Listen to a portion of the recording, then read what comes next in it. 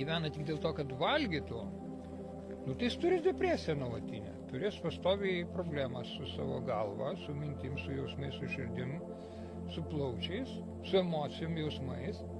Bet jeigu jisai gaudys tas kibirkštis iš aukščiau ateinančias, na, kitaip sakant, išminties kažkokius mokymus, ar, nu, blogiausia atveju, sakykime, bent jau domėsis ten kažkokiu tai rimtų mokslu, ir tai gerai. Ir tai jam ten bus peno mintims ir neuronams.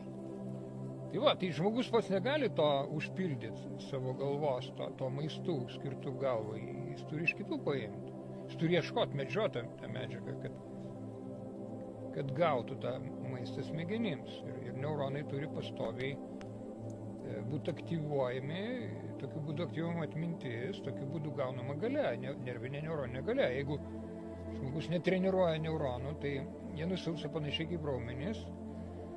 Ir to rezultate nusilpsta atmintis, ir žmogus pradeda daryti iš viso nesąmonės. Tai čia ir yra, trumpai sakant, esmė, kad žmogui reikia ne vien duonos, bet ir Dievo žodžio.